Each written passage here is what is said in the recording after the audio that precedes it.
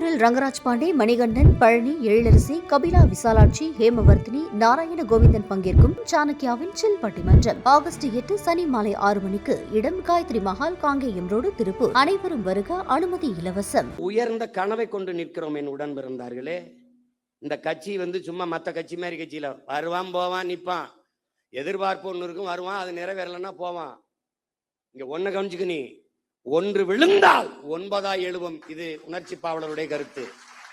ஆனால் இன்று நிலைமை ஒன்று விழுந்தால் ஒரு 100ஆக 1000ஆக எழுவும். அதுதான் நாங்க வெட்டி வீழ்த்தப்பட்ட மரத்தின் வேரிலிருந்து மொத்தமாக தலைக்கும் தளிர் போல துளிர்த்து எழுவும். அதுதான் தமிழ் தேசிய அரசியல். தமிழ் தேசியம் என்றால் என் மொழி, என் கலை, என் இலக்கியம், என் பண்பாடு, என் வழிபாடு, என் தொன்று தொட்ட வேளாண்மை, என் காட்டு வளம், என் கனிம வளம், என் நீர் வளம், நிலவளம், மலை வளம், மணல் வளம், மண் வளம், எல்லாவற்றையும் காப்பது, எல்லாவற்றையும் காப்பது.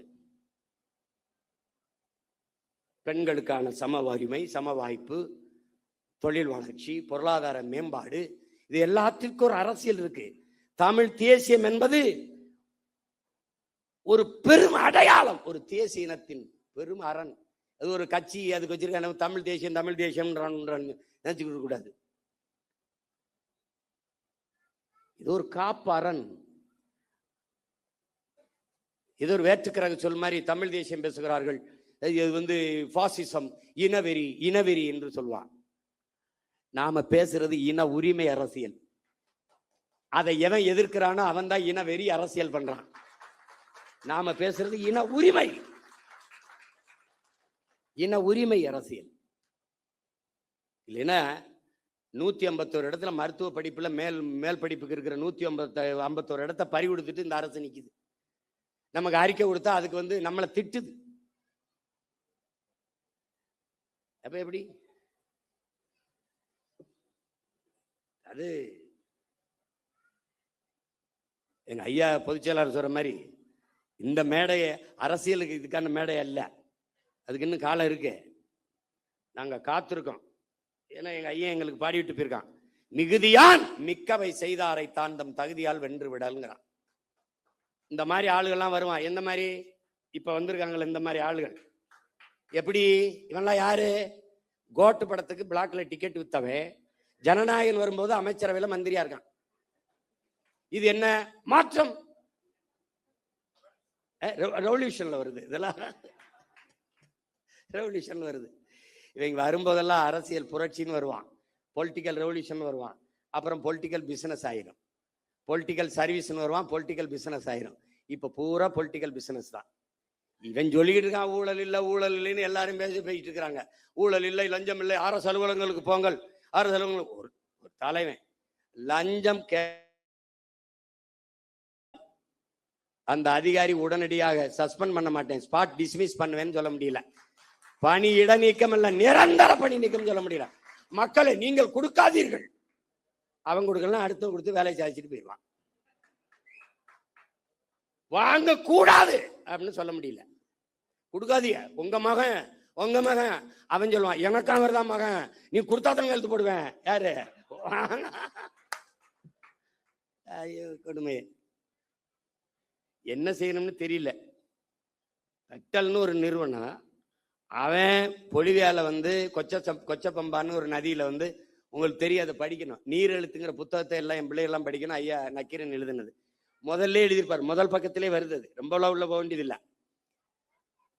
அவன் உலக வங்கியில 250 கோடி கடனை வாங்குறான் பொலிவியா. அந்த கடனுக்கு ஈடா அந்த கொச்சப்பம்பா நதி எந்த கொடுன்னு ஒரு முதலாளியை கை காட்டுறான். அவன் தான் பெக்டல் நிறுவனம். அவன் பிரான்ஸ்காரன். அந்த நிறுவனத்துக்கு ஒப்பந்தம் கொடுத்தோன்னே நதியை வச்சுக்கிட்டு என்ன பண்ணுவான், சரியும் கொடுத்துட்றாங்க. தண்ணி எடுக்காதன்றான், குடிக்க எடுக்காத, விவசாயத்துக்கு எடுக்காத, குளிக்க எடுக்காத, நான் தான் தண்ணி தருவேன்ட்டான். அப்புறமா போராட்டம் வெடிக்குது. ஐயோ பிரச்சனைன்னு அரசு கையெழுத்து போட்டு கொடுத்துருச்சா, ஒன்றும் செய்ய முடியல, முழிக்குது. அப்போ வங்கியில பணி செஞ்ச ஒருத்தன் பதவியை விலகிட்டு பதவி மக்களை திரட்டி போராட ஆரம்பிக்கிறான். பல பேரை சுட்டு கொண்டு தூத்துக்குடி துப்பாக்கி சூடு மாதிரி பெரிய கலவரமான பிறகு அடிச்சு விரட்டுறாங்க. அங்கிருந்து தப்பிச்சு ஓடி வர்றான். யாரு? இந்த பெக்டல். ஓடி வந்து கடைசியா எங்க இறங்கிறான்? தமிழ்நாட்டுல கோயம்புத்தூர் பஸ் ஸ்டாண்ட்ல இறங்கிறான். அங்க என்ன பண்றான்? அவன் பேர் என்னப்பா? சூயஸ். மார்வேடத்துல இவர் போறாருல, அது மாதிரி அவன் ஒரு மார்வேடத்துல சூயஸ்ன்னு வந்து இறங்கிடுறான். அதுக்கு 3150 கோடிக்கு ஒப்பந்தம் கொடுத்து, யாருக்கு? பிரான்ஸ்காரன் சூயஸ் நிறுவனம் தமிழ்நாட்டு மக்களுக்கு தண்ணி கொடுக்கறதுக்கு இந்த அரசுக்கு 3150 கோடி கொடுத்துட்டு, நான் உங்க மக்களுக்கு தண்ணி கொடுக்குறேன். எங்கிருந்து? பவானியிலிருந்து. ஏன் நதியிலிருந்து தண்ணி எடுத்து என் மக்களுக்கு கொடுக்க அவன் எனக்கு காசு கொடுத்துட்டு எப்படி? அதை நம்ம போராடி நிறுத்தி வச்சிருந்தோம். அப்பவே கேள்வி கேட்டு சண்டை போட்டேன் நான். அதை பெருமையா பேசுனது அம்மையார் ஜெயலலிதா, பெருமையா பேசுனது அன்னைக்கு இருக்கிற அமைச்சர் ஐயா எஸ்பி வேலுமணி அவர்கள். நாம கேள்வி கேட்டோம். அதை விட்டுட்டு தவிச்ச வாய்க்கு தன் சொந்த மக்களுக்கு தன் தண்ணி எடுத்து கொடுக்கறத தவிர உங்க அரசுக்கு என்ன வேலைன்னு, இதுக்கு எதுக்கு இந்த பிரான்ஸ் கம்பெனிக்காரன் சூயஸ்? பதில் இல்லை. இப்ப இவர் வந்து சேலம் மாவட்டத்துக்கு, சேலம் மாநகராட்சிக்கு தண்ணி கொடுக்க 1200 கோடி பேசி 350 கோடி முன்பணம் வாங்கிட்டு சூயஸு கையெழுத்து போட்டு கொடுத்துட்டாங்க. இப்ப சேலம் மாநகராட்சிக்கு வேலை என்ன? அதை விட உங்களுக்கு என்ன வேலை? ரீல்ஸ். சொந்த மக்களுக்கு தவிச்ச வாய்க்கு தண்ணி கொடுக்கறத தவிர உங்களுக்கு என்ன வேலை? இதுக்கு வெளிநாட்டுக்கு நிறுவனம் ஒருத்தன் வரணும்னா உன் வேலை என்ன? அதுபோக இங்க இன்னொரு கவனிக்கிறது, கடல் நீரை குடிநீராக்கி கொடுக்க போகிறோம். ஒரு மடக்கு குடிக்கிறாப்ல, அது ஒரு ரீல். 50,000 கோடி. இந்த சுத்திகரிப்பு முறை அமெரிக்காவோட இருக்குது. காப்பிரைட்ஸ் அவனுடைய உரிமம், அவன் காப்பீட்டு உரிமை அவன்கிட்ட இருக்கு. பேட்டன் ரைட் அவன்கிட்ட இருக்கு. ரிவர்ஸ் ஓஸ்மாசிஸ் முறையில் அதை சுத்திகரிக்கணும். நீ குடிக்கிற ஒவ்வொரு மடக்கும் அவனுக்கு காசு கட்டுற, இதை குடிக்கிறாரு. இப்ப 50,000 கோடிக்கு இந்த கடல் நீரை சுத்திகரிச்சு எங்களுக்கு கொடுக்க போறீங்களா? ஏற்கனவே அப்போலோ அக்வஃபனா கின்லே அவன் வித்துக்கிட்டு இருக்கான், அவன் எங்களுக்கு தண்ணி கொடுக்க போறானா? இந்த சூயஸ் கொடுக்க போறானா? இது போக சல்ஜீவன் அவன் தண்ணி கொடுக்க போறானா? யாரா நீங்கெல்லாம்? யாரு நீங்கெல்லாம்? யாரு? ஜல்ஜீவன் யாரு? ஜெகஜீவன் ராம் கேள்விப்பட்டிருக்கோம். அந்த ஜல்ஜீவன் 2 ஆண்டுகளாக நிறுத்தி வைக்கப்பட்ட ஜல்ஜீவன் திட்டத்தை நாம் இப்போது நிறைவேற்றி இருக்கிறோம். அதான் கேட்கிறேன், ஜல்ஜீவன்னா யாரு? எதுக்கு ஜல்ஜீவன்? இந்திய ஒன்றிய அரசு கொண்டு வருகிற இந்த குடிநீர் கொடுக்கிற திட்டம். எங்கிருந்து தண்ணி? டெல்லியில இருந்தே வருமா? எங்கிருந்து எடுப்பான்? ஜல்ஜீவனை எங்கிருந்து எடுப்பான்? என் மண்ணில இருந்து. என் மண்ணில் இருந்து என் மக்களுக்கு தண்ணி எடுத்து கொடுக்கறத தவிர உனக்கு என்ன வேலை? என்ன வேலை? இவன் குழாயை பதிச்சு தண்ணி கொடுப்பான், ஜல்ஜீவன். தமிழ்நாட்டு மக்களுக்கு தவிச்ச வாய்க்கு தாகத்துக்கு தண்ணி கொடுக்க வேண்டும் என்கிற தாகத்தோடு இருக்கிற இந்திய ஒன்றிய அரசு அதே தமிழ்நாட்டு மக்களுக்கு நதியில் இருக்கிற நியாயமான உரிய நதி நீரை பெற்றுத்தர முன்வராதது ஏன் என்ற கேள்வியை நீங்க எழுப்பல. காவிரியில தண்ணியை கொடுத்தாலே 13 மாவட்டம் கூட்டு குடிநீர் திட்டத்துல நாங்க தண்ணி குடிச்சுக்கிட்டு இருக்கோம். எங்களுக்கு பாதி மாவட்டத்துக்கு தண்ணி, அங்க அவனுக்கு பவானி இருக்கு, இங்க தாமிரபரணி இருக்கு. காவிரி கூட்டு குடிநீர் திட்டத்துல பாதி மாவட்டத்துக்கு முடிஞ்சிடும். நீ அதை பெற்று தர ஏன் இந்த இந்தியா வாழ்கிற காங்கிரஸோ பாரதிய ஜனதாவோ வரவில்லை என்ற கேள்வியை ஏன் நீங்க எழுப்பல? இந்த ஜல்ஜீவன் திட்டம் இப்ப போடுவேன், குழாய போடுவான், எவ்வளவு நாளைக்கு கொடுப்பான்? எவ்வளவு நாளைக்கு? 6 மாசம், ஓராண்டு. அது குடிக்கிற தரத்தில் இருக்குமா? அந்த திறன்ல இருக்குமா? அதுக்கு சான்றிதழ் யார் தருவா? குடிக்கணும். கொஞ்ச நாள் கழிச்சு ஒப்பந்தம். எப்படி? வியாபார விரிவாக்கத்திற்கு ஒவ்வொரு திட்டத்தையும் கொண்டு வந்து நீட்டுகிறார்கள், கையெழுத்து போற. ஐயாரியில் என்ன எதுக்கு நீ நாகர்கோயில் இது பண்ற? நாகர்கோயில் எதுக்கு அதை திறக்கிற? கன்னியாகுமரியில் போராடி தடுத்து வைத்ததை கையெழுத்து போட்டு திறக்க விடுறாங்க. இப்ப மறுபடியும் நாம் போகணும். கேரள முதல்வர் கடிதம் எழுதுறார், எங்களுக்கு கட்டுமான பணிகள் பாதிக்கப்படுகிறது, தடையின்றி மணலை அனுப்ப உதவுங்கள் என்று. எவ்வளவு எப்படி? ஏன்? மானங்கட்ட கூட்டமடா நம்ம. கேரளாவில் மழை இருக்குல்ல, அவருக்கு மணல் தேவை இருக்குல்ல, கற்கள் தேவை இருக்குல்ல, வெட்டிக்க. அதுவும் ஆத்தா மாறுனா இது என் ஆத்தா மாறல, என் தாயின் மழை இல்லையா அது? இதை எப்படி நீ ஏற்புற? இப்ப தெரியுதா எதுக்கு சீமானு நாம் தமிழர் கட்சியின் தேவைன்னு? அங்க ஒரு மகன் இந்த மண்ணை, அது மலை அல்ல, என் தாயின் மாறென்று நேசிக்கிற ஒரு மகன் குடித்த மாறை அறுக்கிற பச்சை துரோகிகளடா இவங்க. பால் ஊட்டின தாயின் மாறை அறுக்கிற பச்சை துரோகிகள். எதையும் நம்மால் உருவாக்கி விட முடியும். மரங்களை வெட்டலாம், நட்டுலாம், நீரை உறிஞ்சி வித்தால் ஜெயிக்கலாம், உலகம் ஒழிச்சலாம். அந்த மாதிரி வெற்று வார்த்தை இல்லை, உண்மையிலே ஒழிக்கலாம். சிறந்த ஆட்சி கொடுத்துடலாம், வேலை இல்லை கொடுத்துடலாம், பசி ஒழிச்சிடலாம், எல்லாவற்றையும் சரி செய்ய முடியும். ஆனால் என் உடன் பிறந்தவனே, மலையை மணலை நம்மால் உருவாக்க முடியாது. இயற்கையின் அருங்கொடை. எல்லாத்தையும் ஆய்வு செய்கிற முதல்வர் இந்த பள்ளிக்கரணை ஏரிக்குள்ள இறங்கி நடக்கலாமே, அந்த குப்பைமேட்டில் ஏறி நின்று அப்படி இப்படி பார்க்கலாமே இல்ல? பட்டு வெட்டி பட்டு சட்டை கட்டி வெளி அதுக்கு ஒவ்வொரு நாளைக்கு ஒரு உடை வச்சிருக்காப்ல.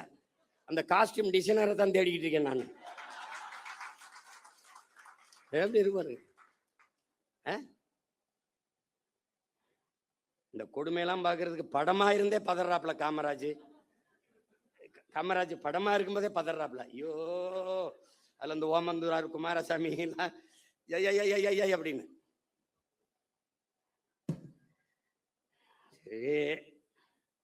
நமக்கு ஒண்ணுதான் இருக்குது, நீ எதை பத்தியும் கவலைப்படாத. களமும் காலமும் நம்ம கையில தான் இருக்குது.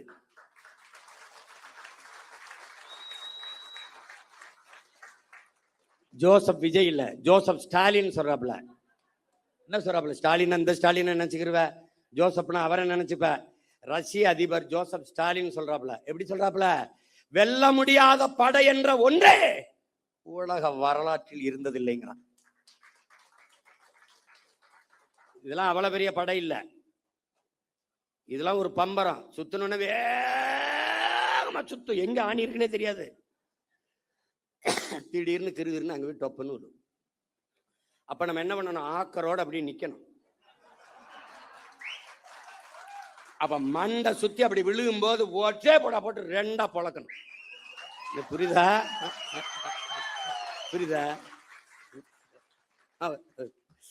இருக்குப்ப இடைத்தேர்தலை எப்ப வைப்பாங்கன்னு நானும் வெறியோட தான் இருக்கேன். அவர் வெறி கொலை வெறி கொள்ள வெறி இருக்கு. ஆமா, எல்லாம் ஒரு தடவை ஜிம்முக்கு போறதுக்கே தினம் மாலை காலை இரு வேலை. அவன் அந்த பயிற்சியாளர் மாட்டுக்கறி கோழி வேணாம், இப்போ என்னதான் சாப்பிடுறது? ஐயோ மாட்டுக்கறி மசூல் பில்ட் பண்ண தானே தேவைப்படும், இது பண்ண பிடி பண்ணி என்னையா பெரிய கொடுமையா இருக்கு. படாத பாடு பட்டுக்கிட்டு இருக்கேன், கொலவெறியா இருக்கு. ஒவ்வொரு தடவையும் பண்ணும்போது இப்பெல்லாம் கஷ்டப்பட்டு எனக்கு கராத்தை பயிற்சி கொடுக்கும்போது இந்த நின்றுக்கிட்டு 100 பஞ்சடிமா அப்போ அடிச்சுக்கிட்டே இருக்கும்போது இப்படிலாம் கற்றுக்கிட்டு போய் ஒருத்தனை அடிக்கணுமான்னு ஒரு கோபம்லாம் தெரிஞ்சிடும். இப்பெல்லாம் கஷ்டப்பட்டு பயிற்சி எடுத்து இந்த வேணை போய் அடிக்கிறதா அப்படின்னு அது மாதிரி வெறியாகிட்டு இருக்கு. பார்த்து என்ன பண்றேன்னு எனக்கே தெரியாது. உங்களுக்கு புதிதாக இந்த படையில் இணைகிற நீங்கள் கட்சி தொண்டன் என்பதை மறந்துடணும். நீங்க ஒரு கட்சியில இணையல, நம்மெல்லாம் இணைந்து தமிழ் தேசியனத்திற்கென்று ஒரு அரசியல் படையை உருவாக்குகிறோம். தலைவன் தொண்டன் என்பது இந்த கட்சியில கிடையாது. அண்ணன் தம்பி சித்தப்பன் பெரியப்பன் மாமச்சான் தான். இது தேசிய மக்கள், நமக்குள்ள ஒரே உறவு, தமிழ் தாயின் பிள்ளைகள் நாம். இதை தெளிவாக்கணும். ரெண்டாவது, நீ எங்க இருக்கியோ அந்த இடம் நம்முடைய கோட்டையாகணும். நீ எங்க வாக்கு செலுத்துவியோ அந்த வாக்ககம் என்னுடைய இலக்கு, என் வாக்ககத்தில் வெற்றி வாக்கு. அதை நீ முடிவு பண்ணிக்கணும். உனக்கு நாடங்கள் வேலை கிடையாது. உன் தொகுதி, உன் ஊரு, அதுக்குள்ளதான் வேலை. உன்னை மாதிரியே உணர்வுள்ள 10 வீரர்களை இணை, அவ்வளவுதான் உன் கடமை முடிஞ்சிருது கட்சிக்கு. தீக்குச்சி இல்லாமல் தீபங்கள் இல்லை. ஆனால் யார் தீக்குச்சிங்கிறதா இங்க பிரச்சனை. ஒரு தீக்குச்சி ஒரு விளக்க கொளுத்தும், அது அணைஞ்சிரும். ஆனா அந்த விளக்க வச்சு 1 லட்சம் விளக்க கொளுத்த முடியும். இப்ப நீங்க கொளுத்துங்க. புரட்சி என்பது எப்போதும் காலடிக்கு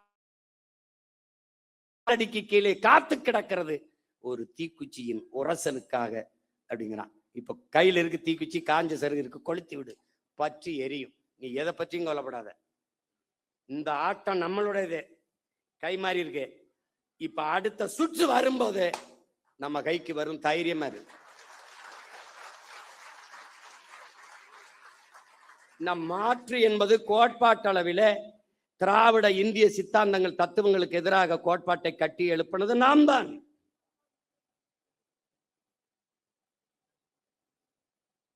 அது விளைந்து அறுவடைக்கு வருகிற போது வேற ஒரு கையில பலன் போயிடுச்சு.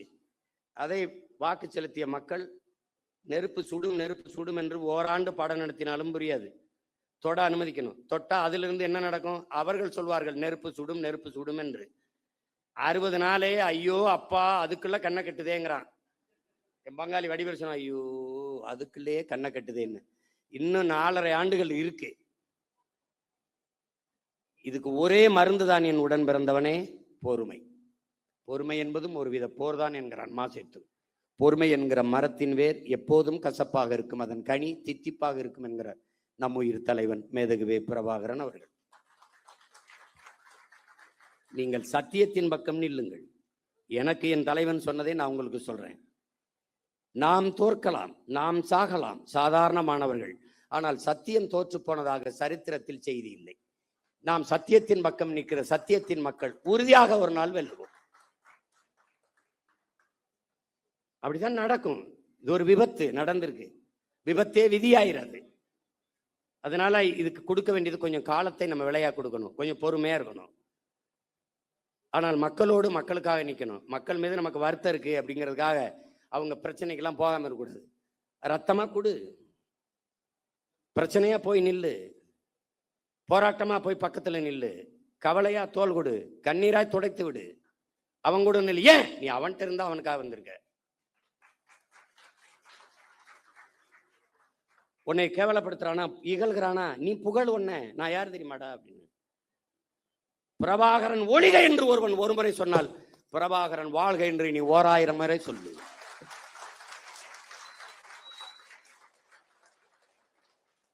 நீ சொல்லு. நம்ம வந்த பிறகுதான் இன்னைக்கு பொதுக்கூட்டத்தை எப்படி நடத்தணும்னே மற்ற கட்சிகள் கத்துக்கிட்டு செய்யுது. பாக்குறீல்ல, எந்த கட்சி வந்தாலும் நாம் தமிழர் கட்சியை கொடி கொடையில பாராட்டுவதற்கு காரணம், நாம் ஒரு முடிவெடுத்தோம். சாதிக்கு ரத்த வரி உண்டு, ரத்தத்திற்கு சாதி வரி கிடையாது. எவனும் மருத்துவமனையில போய் இந்த சாதி ரத்தம் இருந்தா எனக்கு ஏத்துங்கன்னு சொல்றது இல்ல, ரத்தம் கொடுங்க தான். அது எவன் ரத்தமா இருந்தான்னு.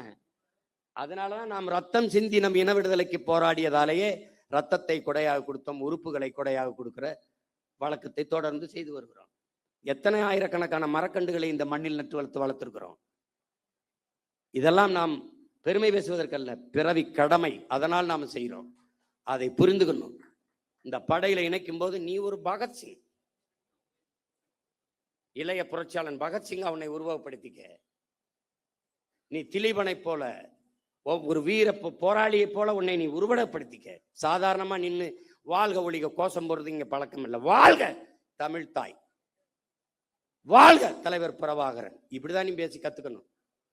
மற்ற கட்சிகள் மாதிரி நாம் தமிழர் நாம் தமிழர் டிவிக்கிற வேலையெல்லாம் நீ நிறுத்திடணும். இங்க அந்த வேலை கிடையாது, புரியுதா? அதெல்லாம் கிடையவே கிடையாது. வாழ்கவென்றால் தமிழ் தாய் வாழ்க, தலைவர் பிரபாகரன் வாழ்க. முழக்கம்னா அப்படிதான் போகணும். இங்க இராணுவ கட்டுப்பாடு இருக்கணும், ஒழுங்கு இருக்கணும். அண்ணன் வரும்போது முன்னாடி நின்றுக்கிட்டு கையில வண்டியில போயிட்டு இப்படி கை காட்டுறது போக்குவரத்து காவலர் வேலை உனக்கு கொடுக்கப்படல. நீ பேசாம போகணும். நான் பாட்டுக்கு வருவேன். நீ எழுதி வை, அண்ணன் முதலமைச்சர் ஆயிட்டா ஒரு வண்டி ஓடாது, என் வண்டியில தான் வருவேன். நான் பாட்டுக்கு வருவேன், நிறுத்தத்துல நிற்பேன், போவேன். இந்த மாதிரி கான்வாய் வருது, பொரோட்டாக்கால் ஆட்டுக்கால் பாயாலாம் கிடையாது. போய நீ போய, நான் வருவிய போய. எனக்கே பாதுகாப்பு, நாட்டுக்கு நீ பாதுகாப்பு, நான் தான் என் நாட்டுக்கே பாதுகாப்பு. போய